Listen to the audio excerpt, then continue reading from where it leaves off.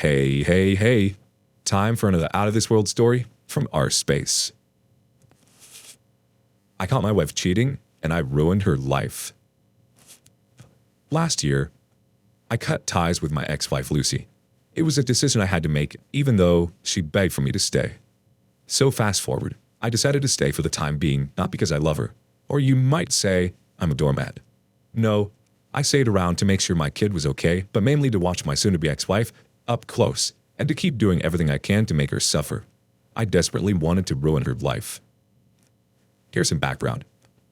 I'm David, 45 years old. I'm a high school soccer coach, and I really love my job. Since I was a kid, I've always had a thing for soccer. I'm so glad that I'm finally living my dreams. Pain is nothing new to me because I've had my fair share of how unfair life can be. I lost my mom to cancer at the age of 10, and growing up without her made me feel so empty. Soccer was the only thing that came close to filling up that emptiness until I met Lucy. I met her when I was 27. She was 24 at the time. We met at McDonald's on my way home from the pitch one evening. I stopped by to get myself a pack of rice and chicken. While I was on the queue, I suddenly noticed a lady who had a striking resemblance to my mother. I approached her immediately, and we got talking. She sounded really smart and interesting, so we exchanged phone numbers. Soon, we became very close, and our love for each other grew very much. Lucy wasn't my first girlfriend, but everything felt right with her. As of the time we met, she was in college, somewhere in California, studying literature while I was based in Los Angeles. So technically, we could only see each other once in a while because of the distance. Whenever she was in town, she'd come to my place, and of course, after eating and talking, we'd sex each other really hard. My libido had always been on the high side, so we always had to go like 4 rounds before I could feel any sort of satisfaction. I always made her moan with tears in her eyes whenever we had sex, and somehow, that made me feel like a king. I did all that I could to please her, and her love for me grew stronger as days went by. 3 years later, we got married. I was happy because I thought I made the right choice. I never knew that I was getting myself entangled with a cheap slut. Lucy understands how important my job was to me and how busy it could get sometimes. But even at that, I took it upon myself to always make out time for her whenever the need arose. I remember making some sacrifices for my ex-wife in the past, and I deeply regret it because I never thought that a day would come when she would betray my trust and throw all the love we shared out of the window. One of the sacrifices that still hurts me is choosing her graduation ceremony from college over the final match of the regional high school soccer competition for which my team qualified. I had to lie to the team that I was sick, and as a result, I will not be available. I did that because I wanted to be with a lady I cherished and loved, not knowing that the witch would someday mess up. Well, my team lost that competition, and my conscience still pricks me to date. We might have had a better outcome if I had been present. Today makes it exactly 2 years since I got divorced from that witch, and it's been the best 2 years of my life so far. Our marriage lasted 13 years before I got to know that she had been cheating on me. I don't know how long she'd been doing that, but one thing is certain. Lucy was not loyal, and I was going to ruin her life. I think I was able to achieve that before moving out of the house for good, though, but I must say that the fact that I don't have to worry myself about some witch wife cheating on me again is one of the things that has made the past 2 years of my life even more beautiful. I started suspecting that something wasn't right with my ex-wife the moment she appeared to stop caring about my absence from home. Truth be told, after I got married, my job took more and more of my time, and Lucy always complained about it. Although I tried my best to make changes in order to make more time for her and my daughter, Stephanie. It seemed to her like my best was just not good enough. After a while, Lucy began hiding things from me, especially her phone. I acted like I didn't notice a thing, but I saw it. At that point, many thoughts began running through my mind, but I didn't want to believe any of them, so I ignored them all. I trusted her, but she messed up. I never thought I'd catch my ex-wife cheating on me someday. But it happened, eventually, on our bed. On that fateful day, I got back from work earlier than usual, and I saw my daughter playing with her doll near the entrance. So I asked her where Mom was. She said, "She's upstairs playing with Uncle Damien." I was so shocked because I'd never heard my wife mention that name. I asked Stephanie, "Who's Uncle Damien?" She responded by saying, He comes here sometimes to pray with Mommy, and whenever they are together, Mommy keeps saying, 'Oh Lord, don't stop, oh Lord.'" Stephanie was only 5 years old at the time, but she was a very smart and observant kid. I became furious after listening to Stephanie. I knew what all she said meant, so I immediately rushed upstairs. I tried to open the door, but Lucy had already locked it from inside. I stepped back a little and ran towards her with a hard kick, making it jack open. And there she was, lying on a bed, naked. She tried to cover herself with Damon's shirt, but it wasn't big enough. She was so shocked to see me. She was confused as she began swaying. I looked around the room and saw Damon's Timberland shoes by the bedside, which helped confirm that he was still hiding somewhere in the room. I became so angry and I shouted aloud. My exact words were, "Damien, get that F out of my room now, and I'd let you live." He rushed out immediately from my wardrobe with his boxer shorts and ran as fast as he could without trying to look me in the face. The only question I had for Lucy was, why? I really wanted to know why she did such a wicked thing to me. The next thing that came from the mouth of this freaking whore was, "Sorry." Sorry? Really? You're sorry? I think people need to understand that saying sorry cannot fix every damage, especially when it has to do with breaking people's trust. Is it just me, or does that always seem like there's one person in a relationship or marriage who is true and devoted and another who ends up cheating? Why can't all the cheaters find each other rather than hurt their committed partners? "So this is what I get for being loyal to you after all these years?" I asked in a very furious manner. She said, "Sorry" again. And this time around, I lost it. I almost slapped her, but I controlled myself as soon as I saw my daughter walk into the room. Our sex was good, and she can't even deny that. I give her lots of money and showered her with much love. The only thing I could not give her in full capacity was my time, but I actually did improve on that. "So why this, Lucy?" I asked again, and this time she began to cry. "I know I've hurt you, but please stay with me. I need you to try to understand that I feel so horrible at the moment, and I'm so ashamed of myself," she said. I then responded by saying, "Only a man who lacks self-respect will take back or stay with a woman who cheated on him." I left the bedroom immediately and went downstairs to grab my car keys. I drove myself to the nearest bar, and for the first time in a long time, I drank myself to stupor that night. I still was in disbelief. I've read and heard about many cheating stories, but I never thought that someday I'd go through the same pain.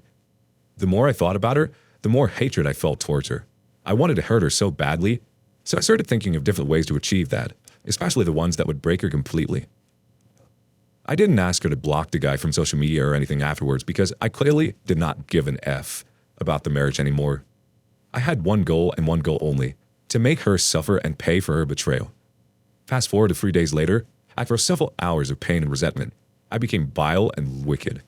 My conscience died, and different ideas of how best I could ruin her life started dropping in my mind. The first thing I did was get to a medical laboratory to check myself for STDs, because I was not sure if I had contracted any disease from Lucy. When the results came out, it showed that I was infected with gonorrhea. I was devastated. Then it crossed my mind that it was possible that I wasn't the biological father of Stephanie. So I called Lucy and I asked her to join me at the hospital. I also added that she should bring Stephanie along. When she arrived, I informed her of my intention to confirm if Stephanie was really my child. She was quite reluctant, but she had no choice than to agree, and we carried on with the test. You won't blame me for that. If you were in my shoes, you probably would have done the same because of trust issues. Eventually, the test came out positive and turned out that Stephanie was not truly my daughter, as our genes didn't match.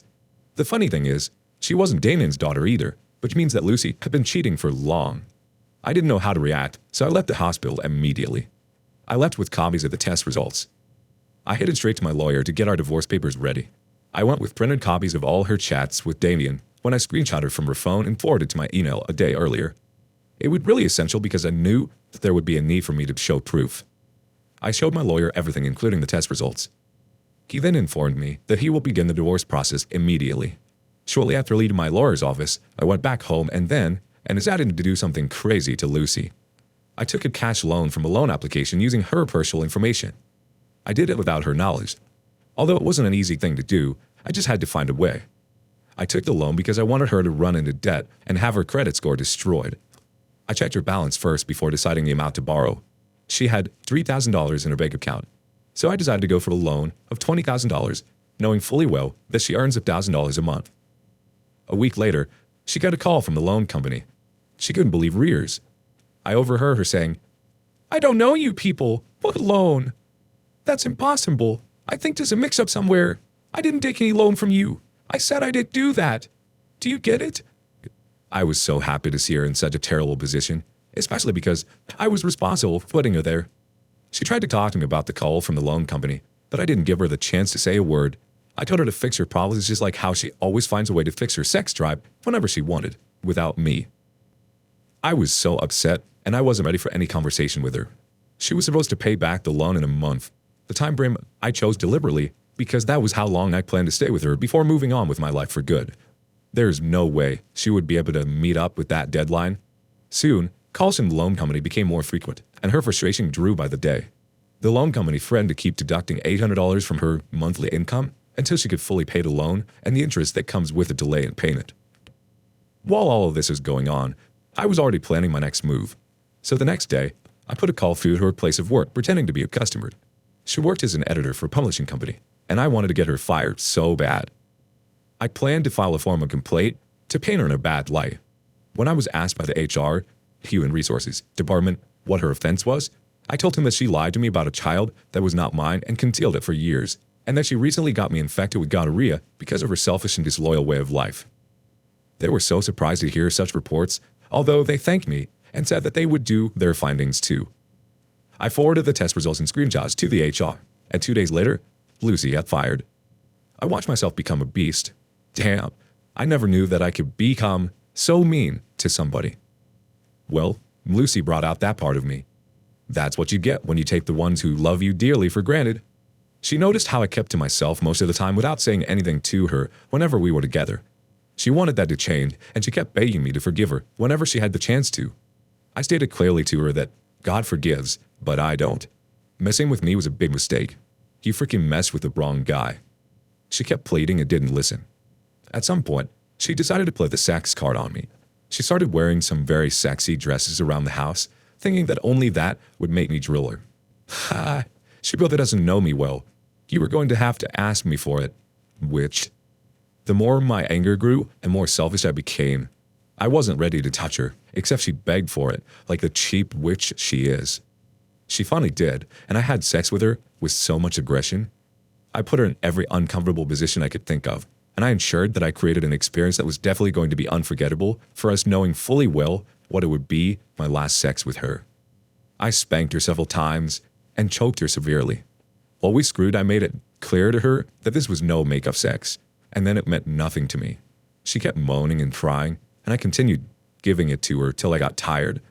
I left the room afterward and went downstairs to sleep on the couch. I didn't want to sleep next to her. You might think I'm cruel, but to be honest, Lucy brought all these upon herself by deciding to sleep with another man. I wasn't done humiliating her, so I decided to mess her up one last time. 1 week before I left, I gained access to her voicemail, and I did something crazy. She wasn't there with me, so she didn't notice anything. I changed the greeting of her voicemail to something inappropriate. I replaced it with a phone sex operator recording and a bid to ruin her reputation. I went to her contact list and marked all the contacts, especially of the people I knew she cared about a lot. These people include her mom, her sister, Joyce, her brother, Kennedy, her best friend, Tracy, and a few others. I selected the option of sending any calls straight to voicemail to ensure that they got to listen to the strange phone sex operator recording. Here's what you would have heard if you had called her back then. Hi, it's me, and I've been feeling very naughty, and I'd like you to come play with me. Please return my call. I'm so ready for you, baby. I've been having a lot of nasty thoughts about you. I can't wait to tell you about all the amazing things I want you to do to my body. Woo, just thinking about it, and it's getting to me. Please call me. I'm waiting. By evening, her phone was already blowing up with messages from all her loved ones. They were surprised at what they heard and wanted to confirm if she was truly the person behind that voice. As soon as she got the news, she was shocked to the bones. She had no idea of what to do to rebuild her world, even as she watched it collapse right before her eyes. She tried to explain to everyone who reached out to her via text messages that she was not responsible for the phone sex recording. She further stated that she was just getting to know about the phone sex recording. Some believed her, but many others did not care to listen because they were highly disappointed in her. She lost some job opportunities because of that phone sex recording. Some of the people that wanted to hire her were shocked to hear such an unprofessional recording, and that made them change their mind. She later found a way to fix the voicemail, but I had already done the damage. When I got back to the house that evening, I saw her crying. I knew what had happened, and I didn't care. I had no sympathy left in me. I lost it all the day I caught her cheating. I walked up to her and served her the divorce papers I got from my lawyer. Initially, She was in denial. Then she got angry and started bargaining. I saw how depressed she looked, and I told her to accept it because I'm no longer the man she married. She tried to speak to me, but words weren't coming out. I told her not to worry about my relationship with my stepdaughter, Stephanie. I'd always be there for her, and I'd occasionally come back to check up on her. I said, I wish I could raise my stepdaughter myself, because she was a smart girl, and I wouldn't want Lucy to influence her, but it was impossible to leave with her because she was not up to 18 yet. I left her standing there crying as I went to the bedroom to pack my bags. Stephanie was asleep, so I could not bid her goodbye, but I kissed her on the forehead before I finally left the house. I walked away feeling great. You may call me wicked, but I think you may have to first go through what I want to before you judge me. I feel no remorse for what I did because she deserved it. Revenge, they say, is a dish best served cold. I guess I served her well. I do check up on Stephanie occasionally as I promised, and I'm really happy about the fact that she's growing fine. I know you may be thinking I spent the loan. Well, I didn't. Shortly before I quit my job as a soccer coach, I got introduced to trading Forex, and I made a lot of money from it within a short time frame. So I'm not broke. All I did was keep the money away to make her suffer.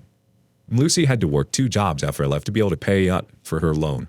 Anyways, I recently sent her money back to her bank account some days back, and I did that transfer via a channel she doesn't recognize because I never wanted her to know that I was the cause of her misery all along. Well, I moved on now, and I hope she does too. The last time I went to see my daughter, I saw how empty she looked. She didn't appear to me like someone who moved on. She looked like someone that was drowning in guilt. Her eyes were teary, but that's none of my business. My stepdaughter is the only reason we still talk. I really can't wait for Stephanie to turn 18 so that I can have custody of her, and that would also help me stop seeing Lucy forever. Anyways, Lucy still reminds me of my mom every time I see her, but not in a good way this time around. Seeing her now infuriates me a lot, but life must go on. I'm happier now, and I don't in any way regret my actions. Let's check into some reactions on this story. The first one. Wow, Lucy made the OP go crazy. Dang, look at how he went from being a nice guy to a psychopath. I was shocked. The OP needed therapy. The heartbreak affected his mind. The next response. Deep down, I think the OP will get back at Lucy because he still loves her. The fact that he returned the money he took from the loan company to her says a lot about how much he cares. He's just still hurt. That's why he's behaving this way. The next response. Now, this is why I always tell people around me not to break the trust of loved ones. You'd be so amazed at the level of damage that could cause you. If Lucy could not continue with the marriage, she could have broken things off with David in a mature way instead of screwing another guy behind his back. Well, she got served and I don't blame David for any of his actions. And our final response. I think Aoki went too far. It freaking ruined her life. I may not be in the best position to judge, but wow, he dealt with her. I hope his stepdaughter Stephanie turns out well because no one is perfect. Marriages aren't that blissful anymore.